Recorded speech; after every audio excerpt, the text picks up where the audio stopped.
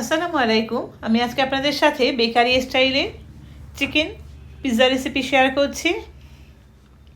প্রথমেই একটা মিক্সিং বোলের মধ্যে নিয়ে নিচ্ছি 2 কাপ পরিমাণ ময়দা, দিয়ে দিচ্ছি 2 টেবিল চামচ পরিমাণ পাউডার দুধ, স্বাদ মতো লবণ, 1 চিমটে পরিমাণ বেকিং সোডা আর 1 টেবিল চামচ পরিমাণ ইস্ট। এর থেকে বেশি দিলে 2 কাপ ময়দাতে যখন গন্ধ লাগবে খেতে কিন্তু একদম ভালো লাগবে না। আর টক দই আর মেল্টেড বাটার। এখন এই সব উপকরণগুলো একটা স্প্যাচুলার সাহায্যে খুব ভালো করে আমি মিক্স করে নিচ্ছি। খুব ভালো করে এই সময় মিক্সটা করে নিতে হবে। তো মিক্স করা হয়ে গেছে। এখন এর মধ্যে আমি অ্যাড করব পানি। এখানে পানিটা আমি উষ্ণ গরম পানি ব্যবহার করেছি। আর পানিটা এখানে একবারে আমি ব্যবহার করব না, 2 থেকে 3 বারে অল্প অল্প করে পানিটা ব্যবহার করে একটা সফট ফ্লাফি ডো তৈরি করে নেব।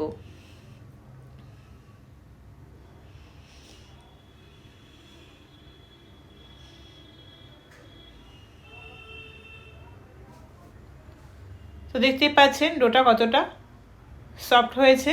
এখন আমি এটা রেস্টে রেখে দেব 40 থেকে 1 ঘন্টা মতো, অর্থাৎ 40 মিনিট থেকে 1 ঘন্টা মতো সময়।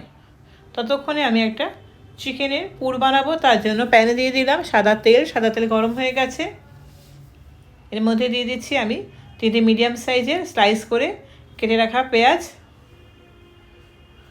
পেঁয়াজটা কিছুক্ষণ ধরে ভাজতে থাকবো। পেঁয়াজের কালারটা কিছুটা চেঞ্জ হয়ে গেছে।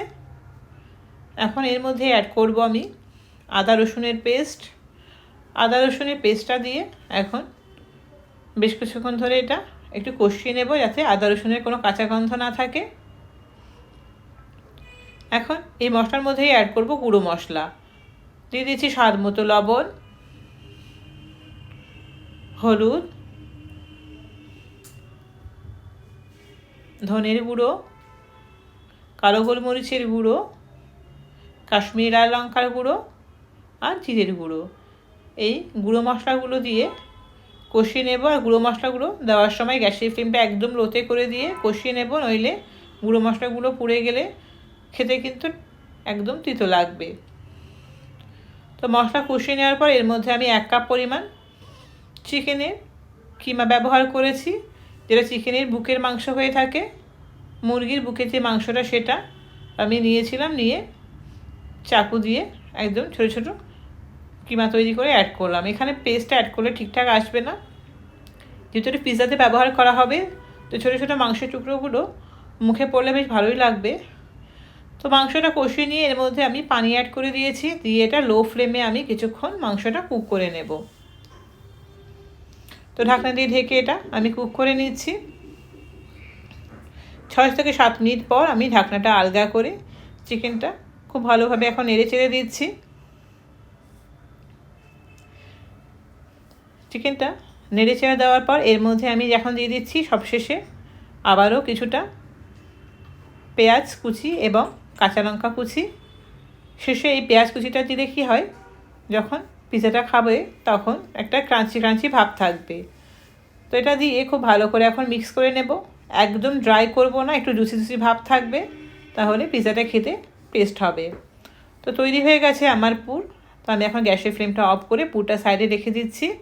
ততক্ষণে আমি পিৎজার যে রুটি সেটা বানিয়ে নেব। তো পিৎজার ডোটা এখানে দেখতেই পাচ্ছেন ফুলে কিন্তু ডাবল হয়ে গেছে। আমি হাওয়াটা বার করে নিচ্ছি। আর এই ডো থেকে কিন্তু 2টো পিৎজা হবে। তো আমি এখানে অর্ধেকটা ব্যবহার করছি, কারণ পিৎজাটা আমি মিডিয়াম সাইজেরই করব। তো অর্ধেকটা আমি ডো নিয়ে বেশ কিছুটা ময়দা নিয়ে এখন খুব ভালো করে এটা মথে নেব বা চটকে নেব।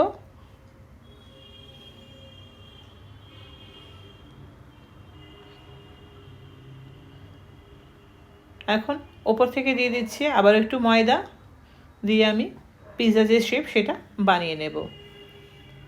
পছন্দ মতো পিৎজা শেপ গোল লম্বা যে কোনো করা যেতে পারে। এরকম একটা কাঁটা চামচ নিয়ে আমি এরকম ফুটো করে দিচ্ছি, তাহলে যখন এটা বেক হবে তখন কিন্তু এটা ফুলে উঠবে না। এটা না করলে কিন্তু একদম ফুলে ঢোল হয়ে যাবে। তো খুব ভালো করে আমি এরকম কাঁটা চামচ বা ফক দিয়ে এরকম দাবিয়ে দিলাম। এখন এর মাঝখানে আমি যে চিকেনের পুরটা বানিয়েছিলাম সেটা দিয়ে দিচ্ছি। একদম ঘরোয়া উপকরণ, বাড়িতে সবারই এই উপকরণগুলো থাকে। খুব সহজে বাচ্চাদের টিফিন বক্সে বা সন্ধে চায়ের সঙ্গে কিন্তু এরকম পিৎজা বেশ ভালোই লাগে, আর ঝটপট একদম এটা হয়ে যায়, আর খেতে কিন্তু দারুণ টেস্ট হয়। তো আমি চিকেনের পুরটা দিয়ে রেডি করে নিয়েছি, আর নিচে অবশ্যই এরকম যে প্লেটটা নিয়েছি, প্লেটে অবশ্যই বাটার বা তেল যে কোনো ব্রাশ করে নিতে হবে, তাহলে পিৎজাটা খুব ইজিলি উঠে আসবে। আর সাইডে আমি এরকম একটা ব্রাশ দিয়ে বাটার দিয়ে ব্রাশ করে নিচ্ছি, তাহলে কালারটাও ভালো আসবে।